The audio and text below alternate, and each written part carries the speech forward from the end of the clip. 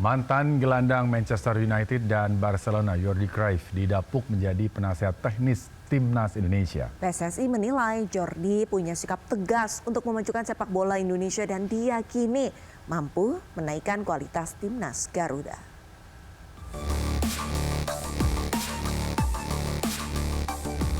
Mantan gelandang Manchester United dan Barcelona Jordi Cruyff resmi menjabat sebagai penasihat teknis Timnas Indonesia. Kabar tersebut disampaikan Ketua Umum PSSI Erick Thohir sekaligus terpampang di halaman resmi Instagram PSSI. Sosok Cruyff begitu melekat dengan sepak bola di benua biru. Setelah melepas karirnya sebagai pemain profesional, Cruyff kembali berkarir di Barcelona sebagai direktur olahraga pada 2022 hingga 2023. Setahun sebelumnya, Cruyff dipercaya sebagai penasehat teknis di klub yang sama. Menurut Erick, Cruyff bisa membawa pengalaman dan wawasan taktik kelas dunia, sehingga bisa meningkatkan prestasi Timnas Indonesia di level internasional. Yang saya sampaikan sebelumnya yaitu technical advisor untuk tim nasional kita, yaitu saudara Jordi Cruyff yang terakhir memang menjabat sebagai sporting director di FC Barcelona. Lalu apa tugas Jordi terpenting hari ini? Ya memang coba membantu memberi masukan secara teknikal dan coba memperbaiki daripada mengembangkan filosofi sepak bola kita. Rencananya Jordi Cruyff akan terbang ke Jakarta pada awal Maret dan telah berkomunikasi dengan pelatih Timnas Indonesia, Patrick Kluivert. Lantas siapakah yang akan ditunjuk PSSI sebagai direktur teknik yang akan tandem dengan Jordi Cruyff? Dari Jakarta, Rian Rahman, Muhammad Zulkarnain melaporkan. Pemirsa, isak tangis mewarnai kedatangan jenazah Bejo Sugiantoro di rumah duka di Taman Sidoarjo Selasa malam. Almarhum Bejo dikenal sebagai mantan pemain Persebaya, bek Timnas tahun 2000 dan sosok pelatih yang baik klub sepak bola Delta Sidoarjo.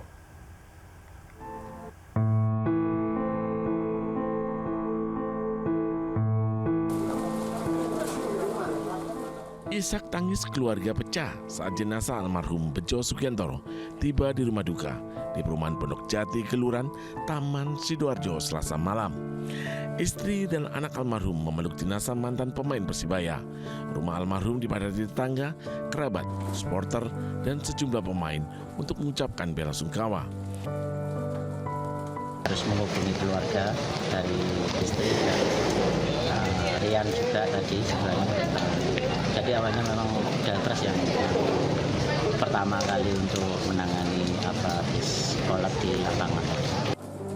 Rencananya almarhum dimakamkan hari ini di pemakaman desa. Seperti diketahui, mantan pemain Persibaya Surabaya, Bejo Sugiantoro dinyatakan meninggal dunia saat bermain bola di sebuah lapangan di kota Surabaya. Meski sempat dilarikan ke rumah sakit, almarhum dinyatakan meninggal dunia. Dari Sidoarjo, Jawa Timur, Yoyo Agusta melaporkan. Kita ke informasi lainnya pemirsa. Skandal minyak mentah Pertamina membongkar adanya dugaan praktek Pertamax oplosan di Pertamina Patraniaga. Akibatnya masyarakat pun dirugikan karena membeli Pertamax oplosan dengan harga non-subsidi. Terkait hal ini kami mencoba mengkonfirmasi, namun pihak Pertamina belum memberikan jawaban.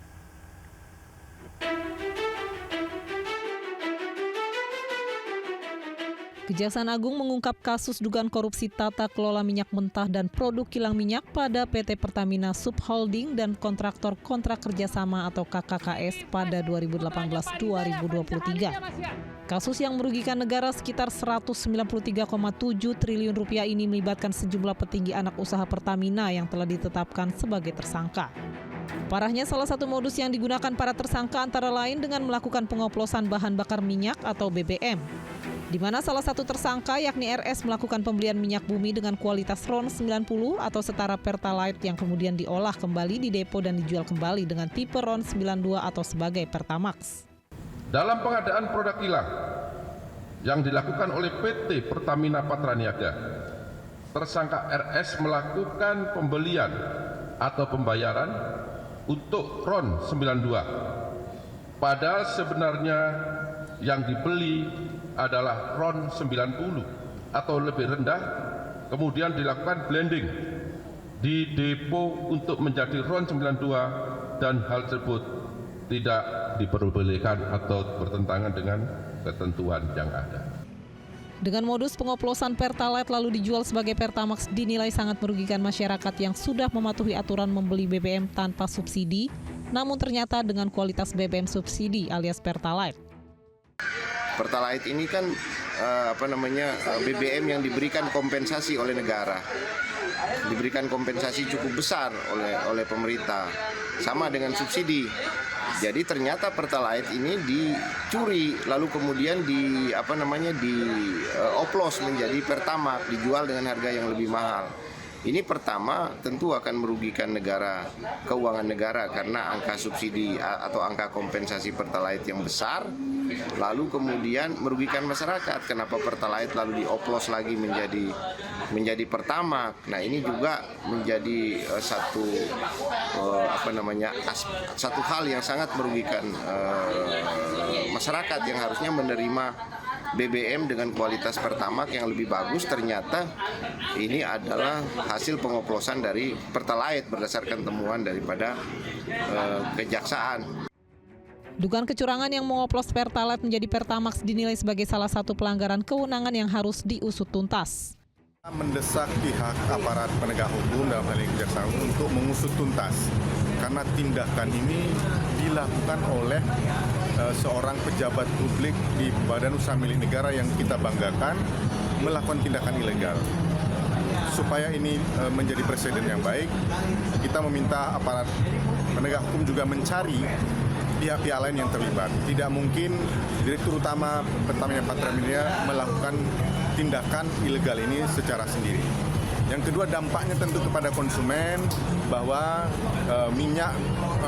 bahan bakar minyak mereka, BBM mereka, jenis Pertalite dan Pertamax tentu mengalami penurunan kualitas. Kasus ini seolah membuka buruknya tata kelola minyak mentah, khususnya dalam hal transparansi dan akuntabilitas dalam proses pengadaan migas oleh Pertamina.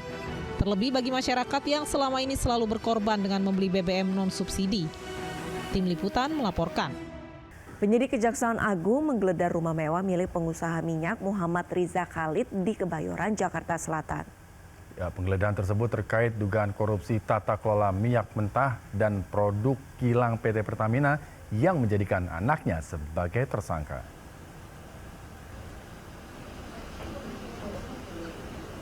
Penggeledahan di rumah yang berada di Jalan Jenggala 2 nomor 1 ini dilakukan sejak kemarin siang hingga malam. Kejagung mencari barang bukti terkait dugaan korupsi tata kelola minyak mentah dan produk kilang pada PT Pertamina Subholding dan kontrak kerja sama pada periode 2018-2023. Anak laki-laki Riza Khalid, Muhammad Keri Andrianto Riza, menjadi tersangka bersama 6 orang lainnya, di mana 4 diantaranya merupakan para petinggi Pertamina. Selain di rumah ini, penggeledahan juga dilakukan di 6 tempat. Pada penyelidikan sebelumnya, ditemukan uang total 400 juta rupiah dalam berbagai pecahan mata uang asli. Jaksa Agung RI Burhanuddin menegaskan mega korupsi BBM Pertamina dilakukan sejak 2018 hingga 2023. Tak tanggung-tanggung dugaan mega korupsi pengoplosan BBM jenis Pertamax ini telah merugikan negara hingga 950 triliun dalam 5 tahun. Itu 190 triliun itu 1 tahun itu aja. Jadi nanti pelaksananya ini nanti 5 tahun. Dari mulai tahun 2018 sampai 2023. 5 tahun, silahkan aja hitungnya berapa. Ada penambahan tersangka ataupun pemeriksaan? Baru 7, insya Allah lah nanti ke depan. Ya mereka mencari keuntungan di situ, yang nggak halal. Ya negara yang sehingga harga minyak kan jadi tinggi. Pemirsa, Kepala BPOM Taruna Ikrar berkunjung ke salah satu industri farmasi di Sidoarjo, Jawa Timur. BPOM mengapresiasi industri farmasi yang memproduksi obat secara massal dengan investasi riset dan pembangunan.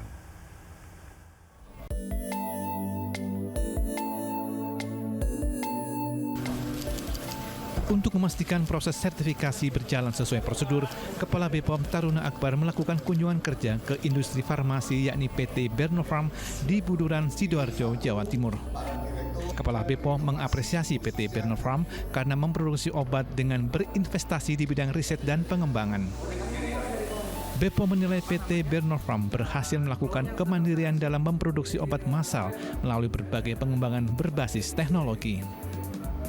Kita harus invest untuk kita bisa mandiri, dan salah satu contoh perusahaan farmasi nasional kita, Bernofarm, sudah menunjukkan itu. Dia berinvest di bidang riset mulai dari awalnya, dan saya yakin tahap demi tahap dia akan menghasilkan produk biosimilar untuk yang berhubungan dengan penyakit degeneratif. PT Bernofarm menyatakan siap berkolaborasi dan berkoordinasi dengan pemerintah terkait masalah obat dan kesehatan global. Dari Sidoarjo, Jawa Timur, Pramono Putra melaporkan. Pemirsa, insiden penyerangan terhadap markas kepolisian Resor Tarakan oleh sekelompok orang diduga anggota TNI yang mengakibatkan 6 polisi terluka dan kantor Mapolres rusak. Sejumlah anggota TNI yang diduga terlibat dalam insiden telah menjalani pemeriksaan.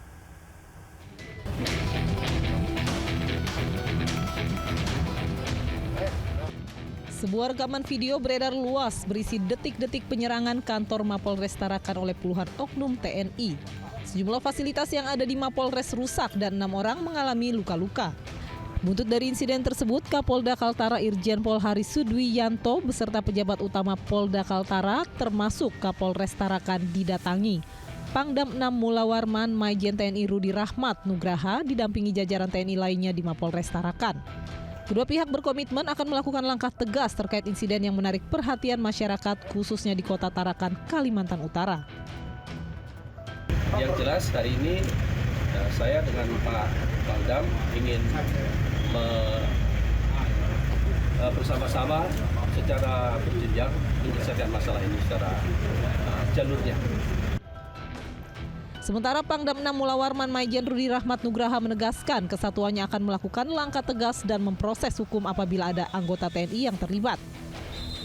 Polda juga bahwa kami masih terus mendalami dan menyelidiki para oknum kemungkinan atau oknum, dan tentunya nanti akan berhadapan dengan hukum yang berlaku di Polda. Hingga kini pemeriksaan masih dilakukan dan belum ada yang ditetapkan sebagai tersangka. Dari Tarakan, Kalimantan Utara, Usman Codang melaporkan. Duduk berhimpitan, Presiden Prabowo Subianto menyinggung AHY, Gibran, dan Puan Maharani menjadi 3 calon yang akan bersaing dalam kontestasi kepemimpinan masa depan di Kongres ke-6 Partai Demokrat. Prabowo juga sempat menyinggung adanya koalisi Indonesia Maju Plus Plus dan koalisi batin. Terima kasih dengan saudara-saudara sekalian, koalisi Indonesia Maju. Sekarang ada koalisi Indonesia Maju Plus. Saya tidak tahu kalau ada lagi koalisi Indonesia Maju Plus Plus. Kadang-kadang ada koalisi formal, ada koalisi tidak formal. Ada koalisi informal, ada koalisi batin. Mas AHY sekarang 45 ya, 46 plus 25, 46. Baru 69. Siapa tahu?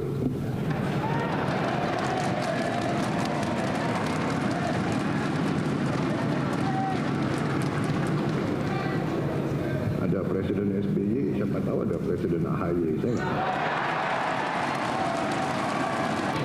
Sekarang duduk berdampingan, nanti bisa bersaing ini dua orang ini.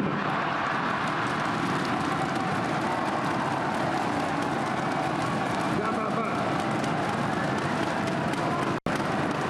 Bersaing itu baik. Siapa nomor 1, ajaklah nomor 2, ajaklah nomor 3, iya kan? saya kemarin dicalonkan oleh partai saya untuk maju lagi 2029. Nakal-nakal itu kader saya. Baru 100 hari kerja udah disuruh maju lagi. Tapi saya katakan, kalau tahun keempat saya mengabdi dan saya kecewa dengan prestasi saya tidak akan maju tahun 2029.